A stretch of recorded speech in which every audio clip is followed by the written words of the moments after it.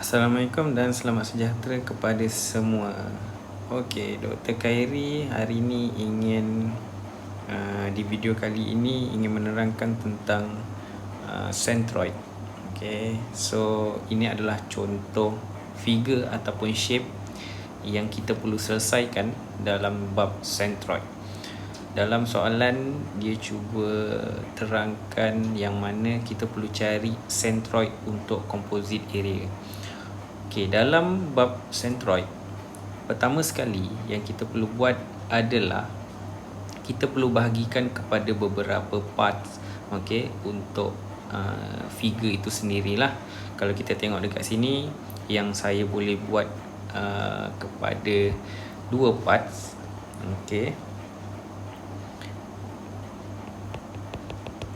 yang mana di sini saya letak part yang pertama dan kat sini saya letak part yang kedua.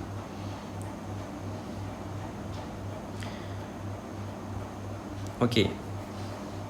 Setelah kita bahagikan kepada beberapa parts, step yang kedua kita perlu tentukan axis dia di mana.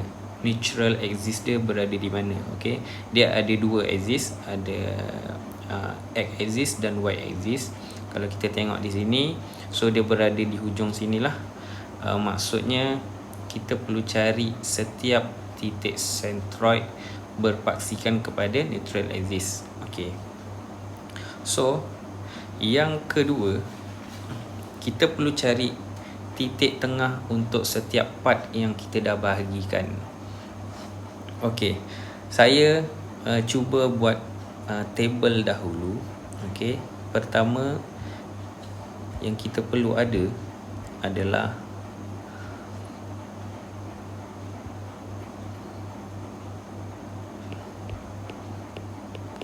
parts, kemudian area. So area di sini saya akan buat milimeter kuasa 2 disebabkan semua dimensions dia letak pada nilai milimeter. Kemudian nilai y, okey, center of gravity untuk y dan center gravity untuk x, okay, dan AY yang mana adalah kuasa 3 dan AX kuasa 3 juga. Okay, part yang pertama. So, area dia adalah 120 mm kali dengan 24 mm. So, kita perlu buat 120 times 24. So, sama dengan 2880 mm kuasa 2 lah. So, milimeter kuasa 2. Untuk parts yang kedua, okay, 100 times 24. So 100 darabkan dengan 24. So 2400 mm kuasa 2. Okay, so sekarang next adalah kita nak cari y untuk center of gravity arah y untuk part 1 dan part 2. Yang sekarang step di sini kita perlu pastikan di mana titik tengah parts yang kita bahagikan. Okey. Saya letak di sini, titik tengah adalah di sini. So dan titik tengah untuk yang ini adalah di sini. Okey. Untuk jarak y dia adalah dari titik tengah ke base bawah. Okey, ini kita perlu tentukan di mana garisan axis. So nilai bergantung kepada nilai bergantung kepada garisan axis lah. So kalau di sini garisan axis x berada di bawah, jadi titik tengah ke bawah adalah nilai y. So ini adalah y1 dan ini adalah y2. Okey. Kalau untuk part sini, okay, so nilai ini adalah nilai X1 dan X2. Okay, so kita nak dapatkan nilai Y1. Okay, 100 tambahkan dengan 24 bahagi 2. So kat sini kita akan dapat 112 mm. Untuk Y2 adalah 100 bahagi 2. So nilai dia adalah 50. Okey. Sekiranya nilai yang kita ambil Y dan X ni berada di kawasan positif, so bermaksud nilai dia adalah positif lah. Sekiranya nilai titik sentroid ni berada di sebelah negatif, so kita perlu letakkan negatif. Okey, sekarang kita perlu cari nilai X1 dan X2. So X1 dan X2 kita perlu tengoklah di sini yang mana garisan base keseluruhan adalah 120. So titik tengah dia adalah 120 bahagi 2. So 120 bahagi 2 bersamaan dengan 60, dan X2 pun nilai yang sama, 120 bahagi 2. Okay, base kita bahagikan dengan 2, kita akan dapat titik tengah untuk X. So nilai Y mewakili Y axis, nilai X mewakili X axis. So kalau boleh jangan tertukarlah untuk bahagian ini. Kemudian untuk AX dan AY,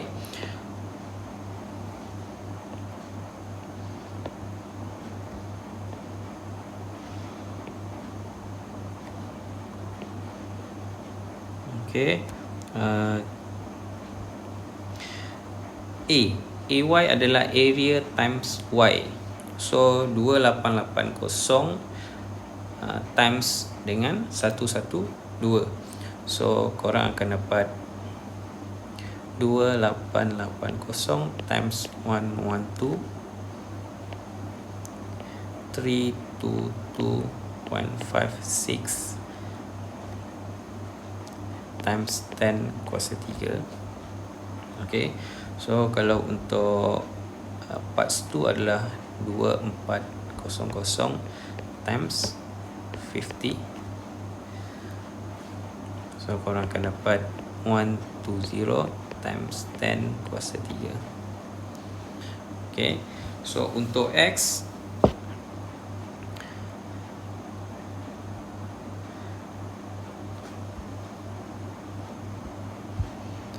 X adalah 2880 times 60.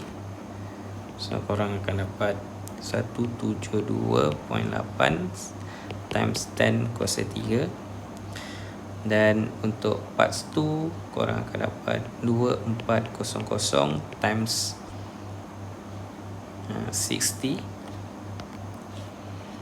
So korang akan dapat 144 times 10 kuasa 3. Okay,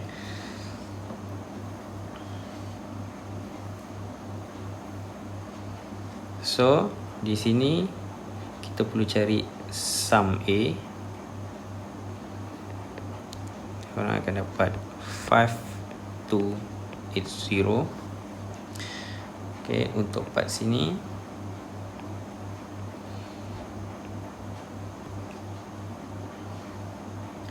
sums AY equal to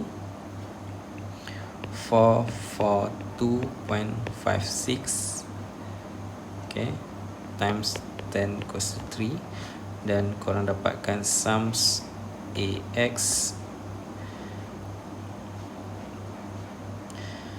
equal to 316.8 times 10 kuasa 3. Okay, so formula untuk centroid X adalah X bar equal to sums AX divide by sums A. So dekat sini kita akan dapat 316.8 times 10 kuasa 3. So bahagikan dengan 5280. Okay, so di sini korang akan dapat lebih kurang dalam 60 mm. So untuk centroid Y, sums AY divide by sum A. So 442.56 times 10 kuasa 3 divided 5280. So the answer is 84 mm. Okay, so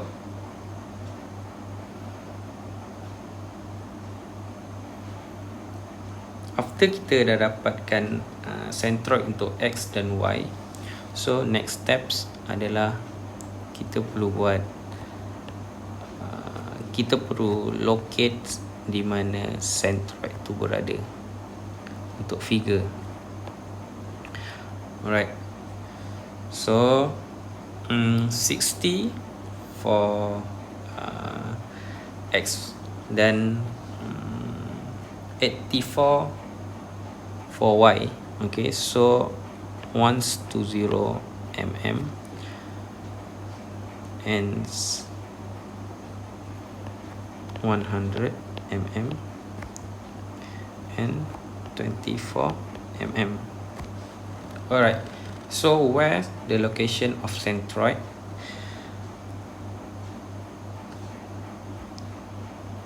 So kita assume the locations equal to here, where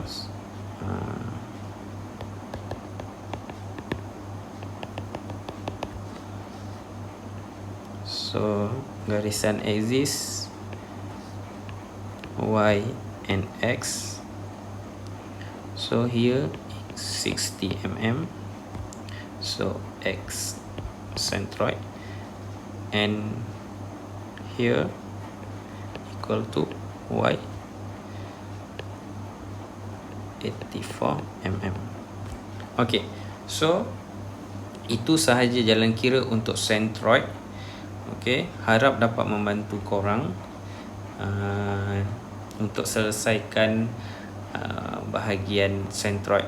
Okay, so tunggu video seterusnya dalam bab yang kita akan cuba bincangkan selepas ini. Thank you guys. So jumpa lagi next video.